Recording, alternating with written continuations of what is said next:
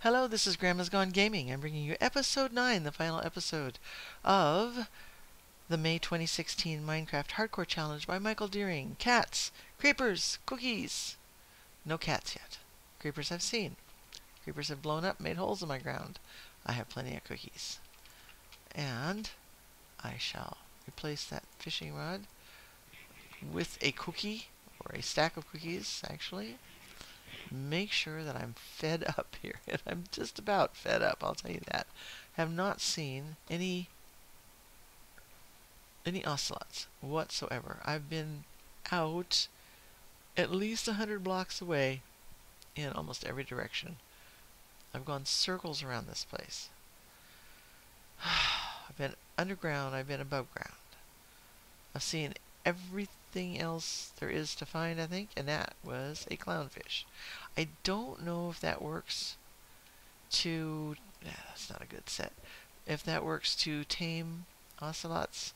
I believe pufferfish do. The wiki says all fish, but I don't know about that clownfish for sure. And the same fish work for just taming them as then for consequently breeding them. Okay, we're going to get something else coming up here, and where did it go? It just disappeared. It did not even take my hook. What is going on? That's twice that I've seen that happen. It may just be that I'm not seeing it, but I didn't see the bobber jerk either. And I am actually a veteran fisherwoman. I've done a lot of fishing in my life, being raised in Alaska at the Port of Valdez. We moved there when I was 2. Okay, here we go. Come on. Give me some bubbles in, bubbles in. Nothing! Okay, wait. I gotta do this differently. I can't look into that blue. And I still have a tackle box. I have fished in California. I have fished in Washington. I have fished in South Dakota. I have fished in Alaska. Minnesota. Don't think I have fished anywhere else. But I have caught ocean fish, I have caught freshwater fish. I have gone out... Oops, I missed that one by going too soon. I have gone out on one crab boat. I have also gone shrimping down in the Homer area in Alaska. Love going out there at to the spit and getting shrimp during the summer nights. Beautiful summer nights. Just go out there and put your shrimp pots out, scoop them in, and then everybody's cooking them over in the campground that's out there on the spit. Oh, such fun. Such fun. And such great food. And everybody's talking and singing around the fires, and just loads and loads of fun. And watch the big halibut come in. That isn't going to do anything there. Come on, I need more fish. And this halibut, bigger than most men. Even the young, small halibut can be more than 6 feet in length. My favorite thing to be caught there in Alaska was red snapper, and it's a little different, I think. It's a bottom fish, and when you take them out of the water, they turn red and their eyes pop. Now they do have eyes on both sides of their head, I believe. Okay, not like the halibut and the flounder. And they just get these big bulgy poppy eyes. And they have meat that is in taste and texture akin to king crab rather, and lobster. King crab is not like baby, the small crabs, Dungeness or snow crab or white crab or blue crab or any of those things.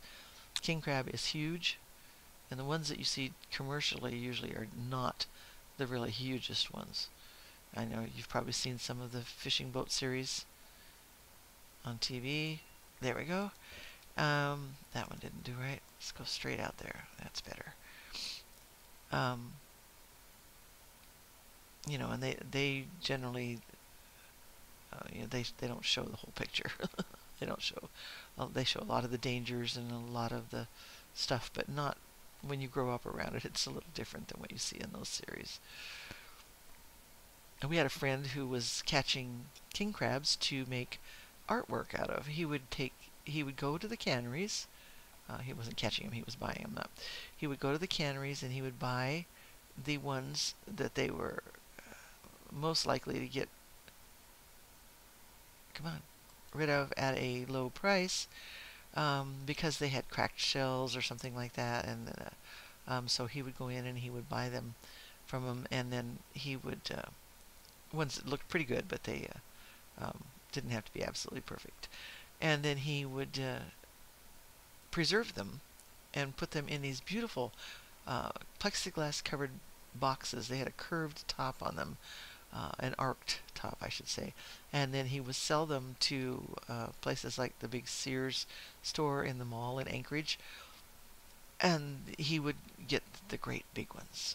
And one year we bought 6 king crab from him. That was when we lived in Seward. And come on. There we go. And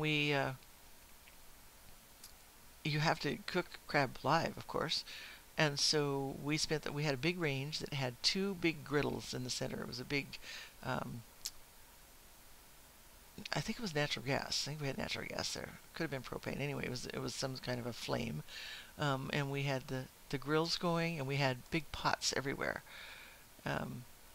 going with boiling water and pickling spices and salt and pepper and all this stuff. And we were eating probably just as much as we were putting up, but we were picking the crabs, doing everything. And we're talking about bodies on these crabs that were 2 feet across. And when you add the legs on, and these huge legs, you know how big a good-sized lobster is. Well, when you've seen a big king crab, you see the legs at the top part of the front legs that have the big pinchers on them can be as big as those whole lobsters. I mean, around, I'm talking about. And the legs will be sticking out anywhere from, depending on the size of the body, and whether it's male or female also, 2 to 4 feet extending out on either side of that body. So we had these king crabs that were anywhere from 5 to probably 7 feet, 6 of them in our apartment. It had a fairly large kitchen, and we had a lot of pots going, and we had like 2 of the crabs in our bathtub with the bathroom door shut. We scrubbed everything down in there and had them in there in water so that they would stay alive. And then we had like 2 other crabs scrambling around on our kitchen floor, and we, you can break them up just before you cook them.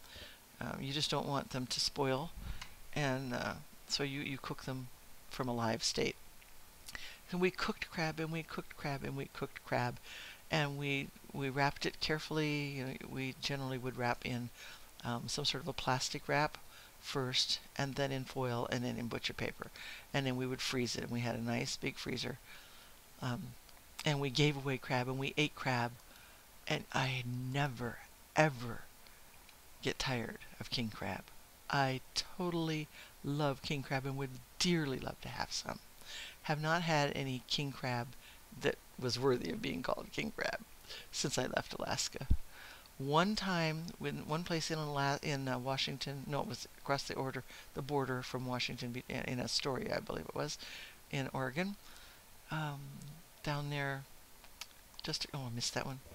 Trying to think where it was. Anyway, we got some really nice seafood at a restaurant down there. Highly expensive. Not enough, but it was perfectly cooked. You don't want to overcook any of that. Either halibut, flounder, sea bass, red snapper, any of that. You don't want to overcook it. You want to cook it just till it just begins to turn from being transparent to white. Oh, I am so hungry. I can't eat these fish. Not allowed to eat these fish, but come on, I need some more bubbles. And then I think I'm going to have to, this is it. This is episode 9. Come on. Come on, one more cast. Here we go. Come on. When I could go out fishing on my own, really, honestly, in real life, we would almost always, he went away from me. That has not happened before in 1.8 that I've ever seen. It's only happened in 1.9. Those bubbles started coming, and then he ran away. So I think they just did something to it. Anyway, yeah, this is about the time of night when we'd really start catching them usually, most places we've ever gone fishing. Get up early in the morning, catch them early in the morning, stay out late at night. And then time to build a campfire and have hot cocoa. And fresh whatever you've caught. With fried, oh, I missed him. With fried potatoes. Oh. Yeah. If I could do it, I'd have some baked potatoes here and some fish. I'm going to have to start watching because... Ready, last one. There. Oh, wait, look at that. Now I get a fishing rod with lure 2. Well, shoot, I can't pass that up. I have to at least have a couple casts. I'm going to get off the land here. Get out here. I don't really want to get killed in this episode. I'm really not expecting to see any ocelots, but I am going to go cat hunting here in just a little bit. And hopefully get one. But let's see what we can pull up here. Lure 2. Wow. Ready? And another fish. But that was a little faster, perhaps. And another one. It's getting kind of hard to see the bubbles. Ready? Come on. Thought I saw something, but not. Oh, man. Okay. I'm going to sit here and waste away the night.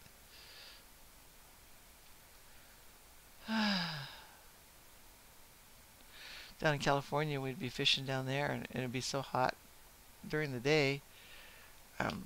We'd get sunburnt, be out fishing. I remember one pond we went, it was somebody's personal pond on their farm. And they said, yeah, just come spend the day.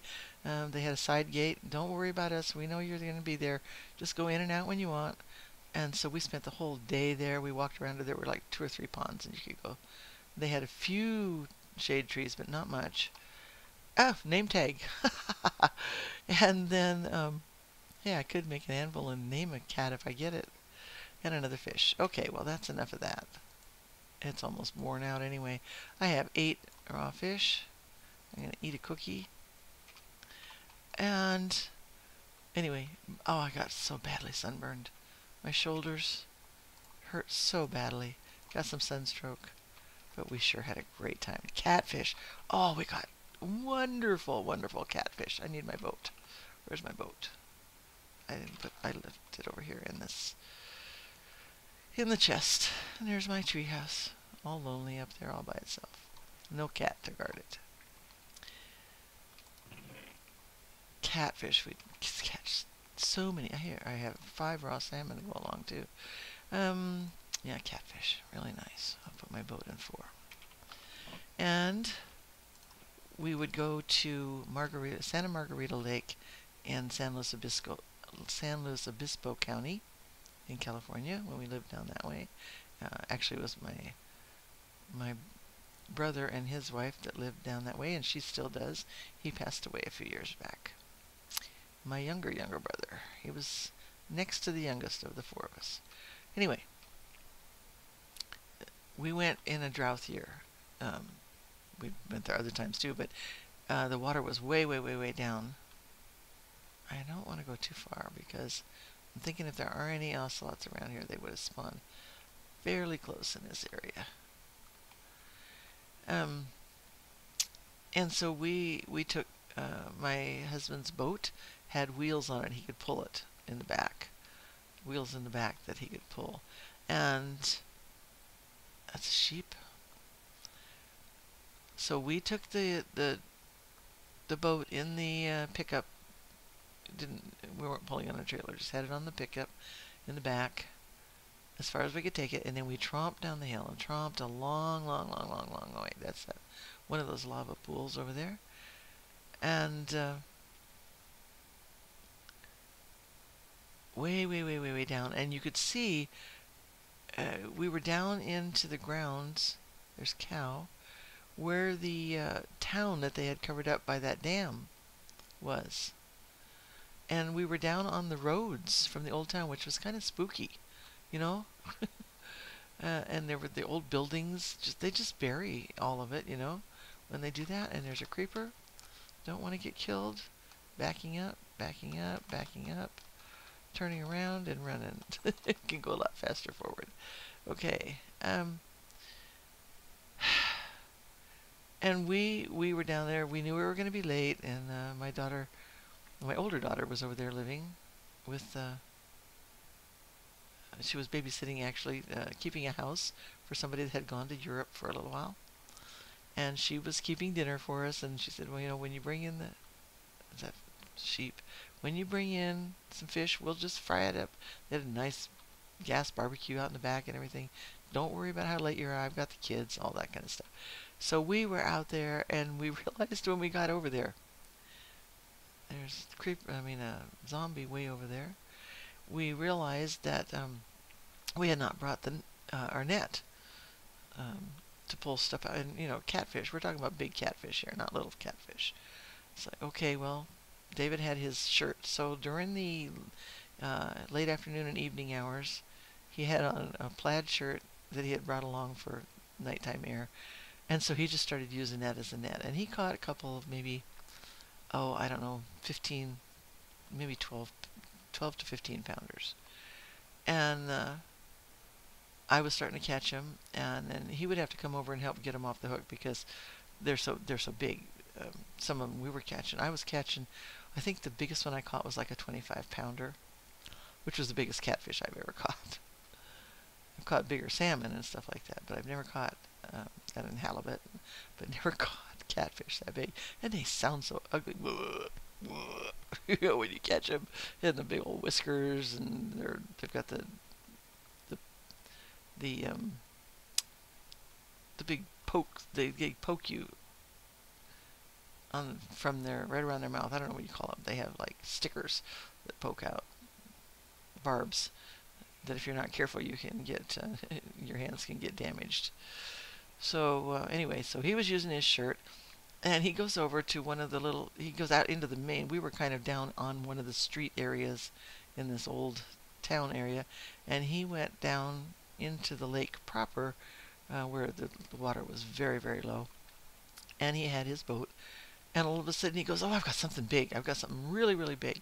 And he starts pulling it in, and lo and behold, he caught an almost brand new fish net, with